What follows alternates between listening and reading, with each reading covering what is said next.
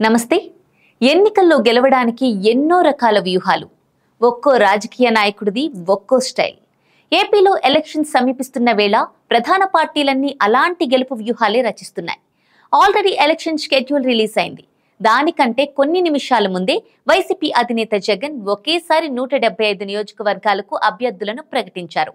ఈ లిస్టులో మిగతా వారందరినీ పక్కన పెడితే 2 నియోజకవర్గాలు మాత్రం అందరి దృష్టిని ఆకర్షించాయి. అవే పిఠాపురం, మంగళగిరి.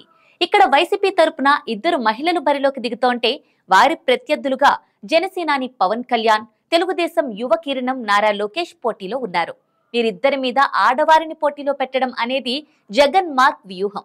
అసలు వీరిని మేము సీరియస్ గా తీసుకోవడం లేదు అని జగన్ పబ్లిక్ గా ఒక మెసేజ్ ఇస్తున్నారు. అందుకే మీ మీద ఆడవారిని నిలబెడుతున్నామని పవన్, లోకేష్లతో పాటు ఆయా పార్టీల కేడర్ తో కూడా జగన్ మైండ్ గేమ్ ఆడుతున్నారు. ఎలా చూసుకున్నా ఇక్కడ జగన్ కి చాలా అడ్వాంటేజెస్ ఉన్నాయి.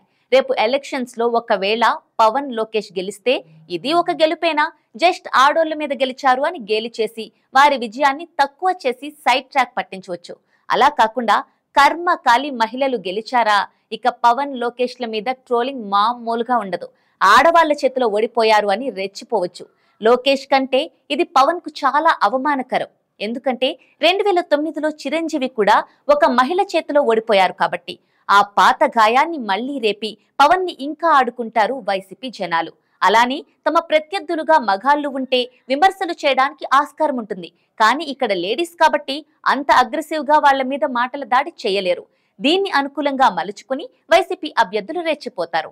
ఒకవేళ పవన్, లోకేష్ ఏ మాత్రం టంగ్ స్లిప్ అయినా పబ్లిక్ లోకి ఆ మాటలు బలంగా వెళ్లిపోయి బ్యాడ్ ఇంపాక్ట్ కలుగజేస్తాయి. అటువంటి సంఘటనల కోసమే వైసీపీ ఎదురు చూస్తూ ఉంటుంది. ఇలా జగన్ 2 పార్టీలకు సంబంధించిన 2 ప్రధాన అభ్యర్థులను తన మైండ్ గేమ్ తో, వారికి కూడా అర్థం కాని వ్యూహంతో కార్నర్ చేస్తున్నారు.